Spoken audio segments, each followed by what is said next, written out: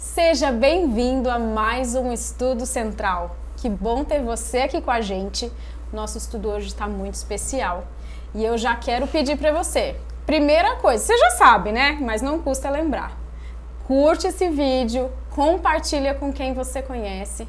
Se inscreva aqui no nosso canal, ative as notificações para você receber todos os vídeos novos, todos os estudos que a gente faz aqui, que são muito importantes.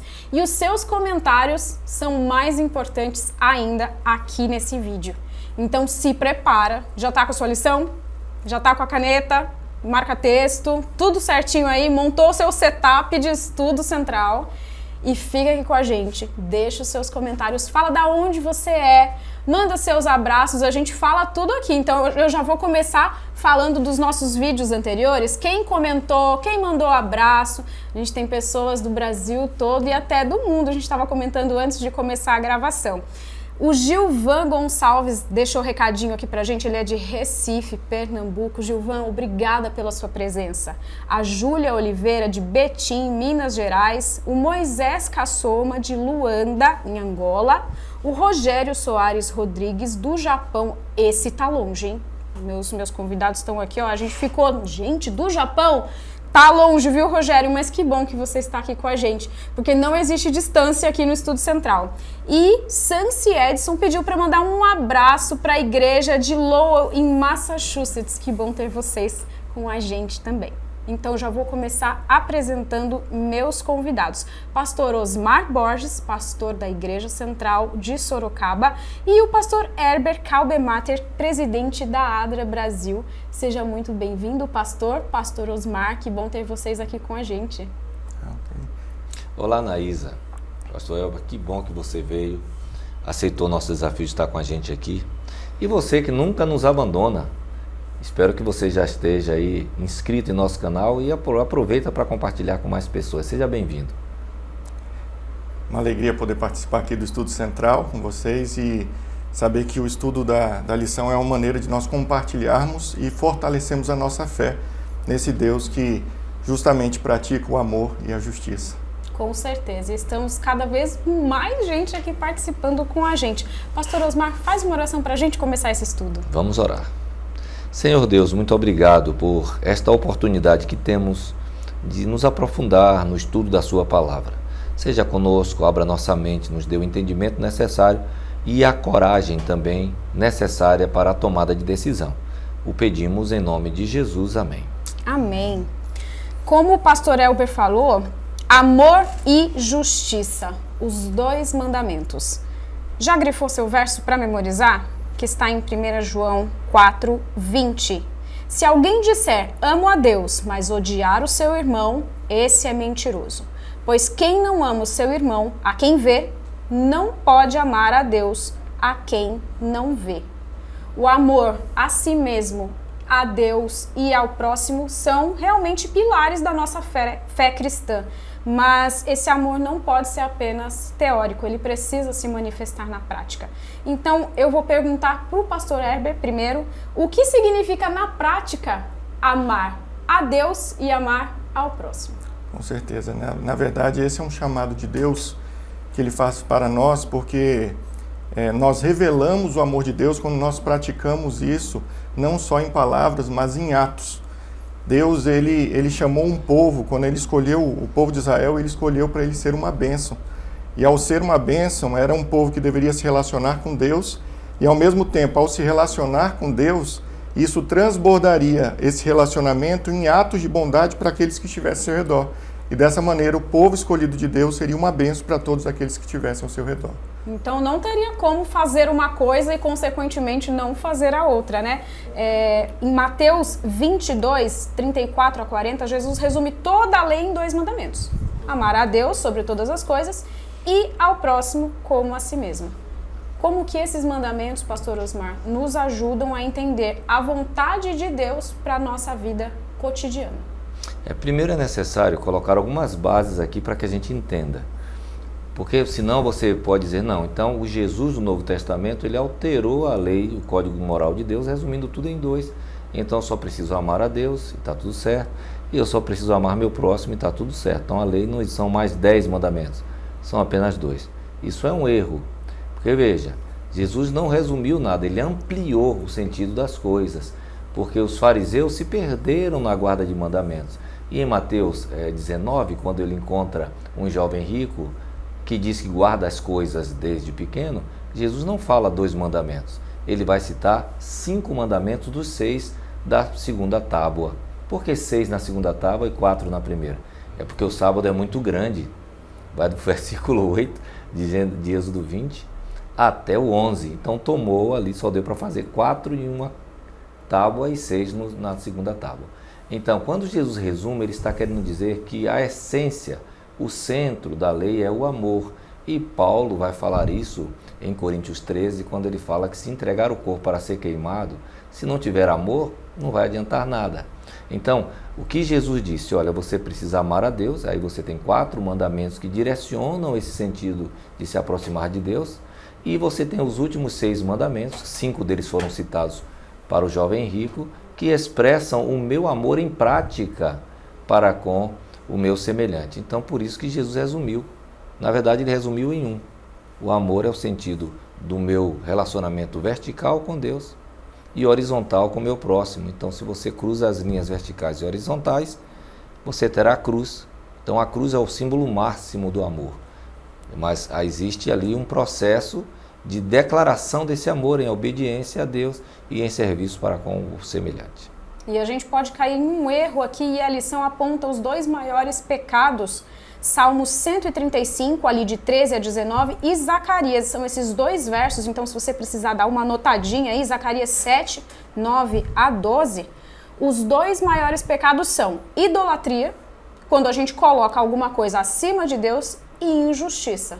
E a injustiça incorre em não amar ao próximo. Por não amar, às vezes a injustiça acontece. Pastor, em que situações do dia a dia a gente pode cair nesse erro de idolatria? Porque às vezes a gente pensa que a idolatria é apenas um ídolo gigante de ouro, e não é. Idolatria e injustiça. Ok. A gente vê que nesse tema da lição, a lição aborda e faz um chamado de atenção, uma alusão aos 10 mandamentos. E os 10 mandamentos, eles justamente nos explicam isso. Porque hoje, quando a gente vai falar de idolatria, idolatria não está apenas em um bezerro, em um ídolo que eu faço. É em tudo aquilo que vai tomar o lugar de Deus. Em tudo aquilo que eu posso estar dando maior importância do que aquilo que verdadeiramente é o essencial para mim, que é Deus. E quando eu coloco algo acima de Deus, automaticamente, isso vai se revelar em atos de injustiça, porque aí parte o egoísmo. Eu começo a pensar em mim, e tudo é para mim, e desta maneira isso se reverte em uma ação de que você não vai praticar a justiça. Então, quando eu coloco algo, e vou dar um exemplo aqui, né? Hoje eu tenho falado para alguns jovens, né, os cuidados com os entretenimentos. O futebol e tantas outras coisas que a gente pode colocar aquilo ali acima, para a gente é tão importante, eu gasto tanto tempo naquilo, e muitas vezes a gente não está fazendo aquilo que é o essencial, que é buscar a presença de Deus, é estudar a lição, a Bíblia, e isso faz com que a gente possa cair, incorrer no pecado de colocar algo na presença de Deus, acima de Deus, e automaticamente eu não vou praticar a justiça, porque eu vou pensar em mim e não no meu próximo. E parecem coisas diferentes, mas andam juntas, né, pastor? Por que amor e justiça não podem ficar separados no contexto do Evangelho? E aí, voltando ao que nós estávamos trabalhando, essa questão do que Jesus veio trazer, né? Os 4 primeiros mandamentos. Então, você ama a Deus. Você, então, quando Deus tira o povo de Israel do Egito, ele diz assim: eu sou o Senhor teu Deus. Não sou um daqueles 2.000 deuses que vocês estavam há 430 anos acostumados a ver sendo adorados. Eles estavam ocupando o meu lugar. Eu não sou um dos 2.000 deuses. Por isso que a Moisés ele diz: eu sou, e acabou. Então, aí ele vem trazendo os 4 primeiros mandamentos. Ele diz assim: olha, você vai ter somente a mim, não terás outro Deus diante de mim, não vai fazer imagem de escultura mais, não vai tomar o meu santo nome em vão, e vai obedecer num dia em que eu santifiquei. Então você tem 4 mandamentos claros de relacionamento a Deus. E agora vocês serão totalmente diferentes, porque me amam e são amados por mim, de todas as nações que vocês vão agora ter que conviver. Eu vou colocar vocês no centro das nações e vocês vão testemunhar com justiça ao seu semelhante. Então vocês estarão revelando o meu amor para com essas pessoas. Eu estou colocando vocês para serem luz. E muitas pessoas, Naísa, pastor Elber, eles dizem assim: Deus conhece o meu coração. Deus conhece seu coração, seu fígado, seu rim, seu baço, seu pulmão.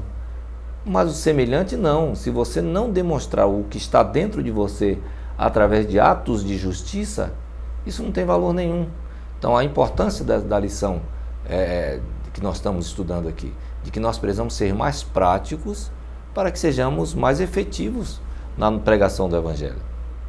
A lição ressalta que Deus ama a justiça e chama o seu povo para ser uma voz em favor de pessoas necessitadas, pessoas oprimidas. Ali Salmos 82, Miqueias 6, 8. Como que a gente pode agir em um mundo que precisa ver a justiça, o amor ao próximo, pastor?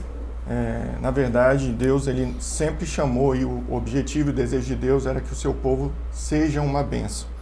E eu gosto muito aqui, a lição fez essa menção a Miqueias 6,8, e Miqueias 6,8 é o texto base hoje da ADRA, para o slogan da ADRA, que é justiça, compaixão e amor. Porque o que Deus pede ao homem é justamente que ele ande em justiça, que ele pratique a benignidade e que ele ande humildemente com Deus, que é o amor. Então, quando eu ando em amor com Deus, os meus atos vão se revelar justamente em justiça, em benignidade. Por quê? Porque eu não vou conseguir olhar para o oprimido, para o pobre, para aquele que está sofrendo e me manter da mesma maneira. Quando a gente olha para os atos de Jesus, os escritos de Ellen White nos diz que Jesus era movido pela compaixão. Quer dizer que quando ele olhava para uma pessoa em necessidade, quando ele olhava um coxo, um cego, ele sabia que aquilo não era as obras das suas mãos, não era a perfeição do que ele criou. E isso o constrangia, deixava triste. Por isso ele falava assim: não, essa não é as obras que eu criei. E ele manifestava o poder de Deus, que é um poder restaurador, praticando a justiça, fazendo o bem, para que essas pessoas pudessem ter sempre em mente que o nosso Deus é um Deus de amor e de justiça. E a vinda de Jesus a essa terra mostrou o quão Israel estava distante do senso de justiça. Para os fariseus, o que era ser justo? Era andar de forma diferente, era se vestir de forma diferente, era uma religião do comportamento. Aí Jesus diz: ó, se a sua justiça não exceder a dos fariseus, vocês nunca vão entrar no reino dos céus. Jejum, vamos falar sobre jejum? Ele disse: qual o verdadeiro jejum? O verdadeiro jejum é que vocês cuidem das viúvas e dos órfãos. Então vocês têm uma prática puritana, mas que não resolve o problema das pessoas que estão com fome, que estão passando necessidade, e vocês não fazem nada quando vocês poderiam estar mudando essa situação. Então a Bíblia, ela traz aqui um chamado para as autoridades, né? Deus não está nos chamando para sermos militantes políticos. E hoje, não sei se estou falando com você que é cristão e aproveita o púlpito ou as suas postagens para falar desse assunto. Você não é militante político. A sua bandeira é outra. Você tem que militar em prol do Evangelho, que vai resolver definitivamente, isso é ideologicamente, resolver definitivamente os problemas sociais do mundo, joia.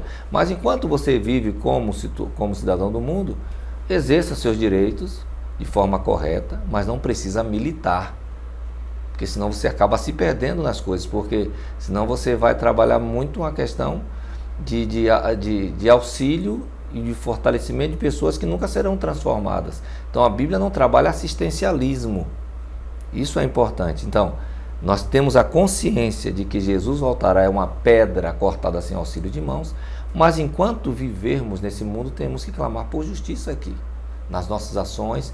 É interessante coisas pequenas, né? Quando você vai à feira, uma feira, estou falando uma feira livre, e você vê pessoas que cultivaram coisas durante um ano, colheiros estão vendendo, e você fica pichinchando o trabalho daquela pessoa que enfrentou tanta coisa, e você diz: não, ainda está caro, levo por tanto.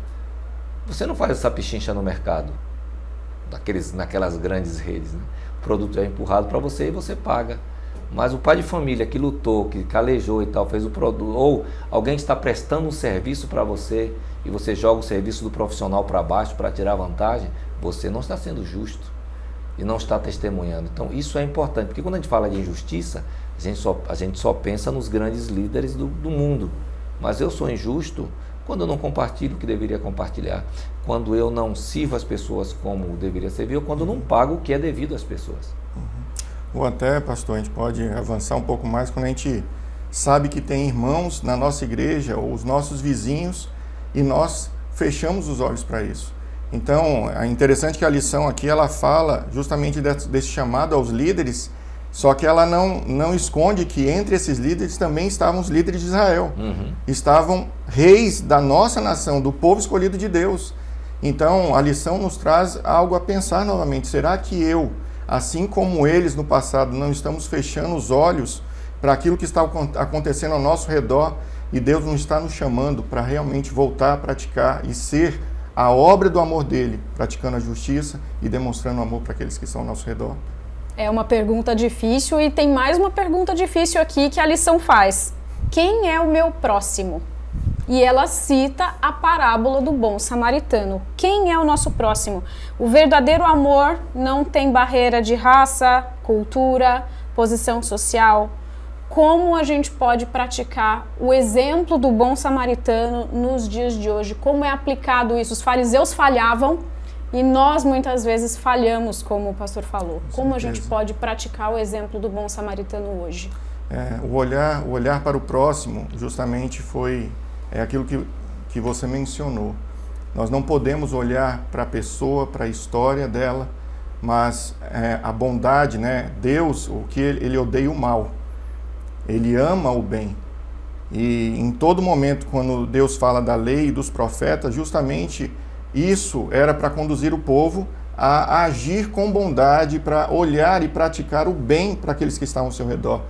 E ele faz justamente uma ilustração que fere ali os líderes da época, porque os samaritanos eram o que era rejeitados por todos, eles não queriam, eles andavam milhas a mais para poder se desviar, para não passar por aquela região. Então Deus ele faz uma ilustração falando assim, e chama a atenção, nosso sacerdote, ele passa por ali, mas ele não atende, porque ele estava preocupado com a tradição, ele estava preocupado com algumas ações, onde Deus chama a atenção, o que é mais importante? A vida ou os ritos? Porque se ele tocasse naquele homem, ele tivesse sangue exposto, ele não poderia oficializar no templo. Então Deus chama a atenção para a gente, veja, aqui está a vida. E é importante você parar para atender, não importa quem seja, não importa se ele não compartilha da sua mesma opinião cristã ou religiosa, mas se ele tem necessidade, Deus chama você para ser o bom, para ser a bondade e praticar o amor dele através da justiça. Exatamente. Um dia, alguém se aproximou de mim, isso é comum, dizendo, pastor, nós precisamos fazer uma campanha para ajudar essa certa pessoa. E me pediu uma ajuda. E eu olhei para a pessoa e disse, tá, você já ajudou com quanto? Aquela pessoa não tinha ajudado com nada. Então é um senso de justiça que a justiça serve para os outros. O governo tem que ajudar, você tem que votar correto, porque tem que ajudar. A igreja tem que ajudar. E você? Está fazendo o que dentro das suas limitações? Quem é seu próximo? É a pessoa que está mais próxima de você. Esse é o próximo. Ah, mas eu não tenho o que fazer. Mas se chegou para você, você é a pessoa mais próxima que pode fazer alguma coisa. Então aquele homem, mesmo não conhecendo a pessoa, mesmo sendo diferente da pessoa, mesmo tendo uma religião diferente, ou tendo costumes diferentes, ele não estava preocupado com isso. Ele viu alguém que precisava ser auxiliado e auxiliou. Esse é o nosso papel. Independente se a pessoa é da esquerda ou da direita, independente se a pessoa é Corinthians ou Palmeiras, independente se é Fluminense, se é Vasco, se é Bahia, se é Vitória, você está entendendo? Independente de quem seja, é um filho de Deus. E aí Jesus vai, no final, dizer, olha, você fez isso a mim todas as vezes que você conseguiu quebrar a barreira do orgulho, do preconceito. É por isso que eu permiti que você vivesse essa experiência e de se aproximar de alguém e de ajudar alguém. Porque você se aproximou de alguém e se aproximou de mim automaticamente. Jesus nos ensina que as coisas mais importantes são justiça, misericórdia e fé. A lição trouxe isso em Mateus 23, 23 e Romanos 8, 18. E aí a gente vai já caminhando aqui para o final da lição, porque o tempo está acabando, mas eu quero fazer essa pergunta tanto para o pastor Osmar quanto para o pastor Herbert. Como nós podemos viver de maneira equilibrada, demonstrando amor e justiça, porque essas duas coisas não ficam separadas na Bíblia e não devem estar separadas no nosso contexto de vida cristão, para refletir como Deus quer que nós tratemos o nosso próximo, e não só tratar, mas agir. Deus fala muito de obras, do que eu preciso fazer. O bom samaritano fez algo. Ele não só amou e ficou parado, porque senão essa história nem existiria. Como a gente pode aplicar isso para finalizar a lição e colocar em prática? Eu creio que uma coisa que pode ser determinante é a visão de quem nós somos. A Bíblia diz que nós somos um povo separado, mas separado, santo, para quê separado? Para viver distante das pessoas? Não, para viver de forma diferente das pessoas e agregá-las a esse viver diferente. Infelizmente, a gente vê algumas coisas na religião. Eu fui fazer uma visita a uma família que se desligou da religião. Eles decidiram mudar de religião. Então, eles não eram mais visitados por ninguém da família. O avô não visitava mais a neta, o pai não visitava mais a filha. E era uma família grande de liderança, porque eles entenderam que aquelas pessoas não eram mais dignas de viver nem na presença de Deus e nem na presença deles. Então, o que é justiça para esse tipo de pensamento? A escritora americana Ellen White, aqui no final da lição, ela trouxe um pensamento que mexeu comigo, eu grifei e queria compartilhar com vocês. Toda religião que combate a soberania de Deus tira do ser humano a glória que lhe pertencia na criação e lhe é restituída em Cristo. Toda religião falsa ensina seus adeptos a serem descuidados para com as necessidades, sofrimentos e direitos humanos. Ou seja, se a pessoa não está na minha religião, ela tem que sofrer mesmo, porque está errada. Vai para o inferno. E vai para o inferno e vai ficar lá queimando a vida toda. Por quê? Para aprender que estava errado. Esse não é o pensamento de Deus. Então, a misericórdia, o amor, a justiça de Deus, eles estabelecem de que existe algo diferente do que o mundo pratica. E eu vou amar isto, eu vou viver isto, e vou auxiliar as pessoas a compreenderem isso, para que sejam transformadas também. Eu acredito, pastor Osmar, que complementando o que vocês trazem, existe algo em especial que, como povo de Deus, como povo escolhido e santo, a gente precisa fazer, que é estudar a palavra de Deus. A gente precisa se relacionar. A lição começa falando de relacionamento com Deus. Eu não posso dizer que eu amo meu irmão se eu não amo a Deus. Eu não posso dizer que eu amo a Deus se eu não tiver um olhar para o meu irmão, mas isso vai acontecer conforme eu clamo e eu permito que o Espírito Santo habite em mim. Então, conforme eu tiver o meu devocional, o meu relacionamento com Deus, o culto familiar, queridos irmãos, a gente precisa fortalecer isso em nossos lares, porque através dessa comunhão com Deus, através da busca do Espírito Santo, é que eu vou permitir que Deus, ele habite em mim e através dos seus talentos e dons, isso transborde em amor para as pessoas que estão ao meu redor. É nesse momento que o amor de Cristo me constrange pelo que Ele fez por mim, sendo um pecador, sendo miserável, que eu vou olhar para o meu próximo que está em necessidade e talvez eu vou olhar assim, quão bom Deus tem sido comigo. Será que eu não posso fazer como ele falou, como o pastor falou assim, quanto você doou? Eu não tenho como negar. Deus me chama a participar, a ser um evangelho vivo àqueles que estão ao meu redor. Então eu convoco você, eu convoco nós cada dia mais a estudar a palavra de Deus e a nos relacionarmos verdadeiramente com Cristo. Com certeza, os atos vão transbordar através da nossa vida. É um apelo à mudança, né, pastor? Com certeza. Com certeza. Pode encerrar para a gente com uma oração? Posso, sim. Querido Deus, muito obrigado por este momento que nós tivemos. Nosso objetivo aqui é que a gente possa se juntar através de cada pessoa que está aqui conectado conosco, mas para que a gente possa fortalecer a fé, justamente, Pai, estudando a Tua Palavra, Te buscando, para que, ao Te buscar, o poder do Espírito Santo seja derramado sobre nós.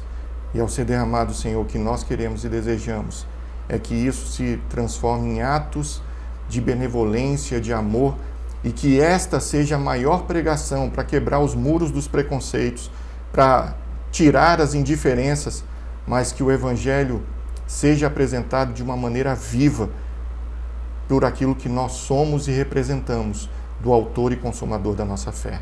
Por favor, Senhor, habite em nós, transforma o nosso coração e nos aproxima de Ti, para que, assim como Tu fez chamados no passado, nós possamos ser o Teu povo santo, escolhido, para abençoar todos que estão ao nosso redor. Muito obrigado por tudo, Senhor, obrigado por este sábado especial. É o que nós te agradecemos em nome de Jesus. Amém, Pai. Amém. Chegamos ao fim do estudo central. Eu espero que esse estudo tenha feito você se mexer aí na cadeira, um convite à mudança, um convite a colocar em prática o amor de Deus para as outras pessoas. Não se esqueça de curtir esse vídeo, compartilhar, se inscreva aqui no nosso canal e nós nos vemos na próxima. Até mais, tchau, tchau!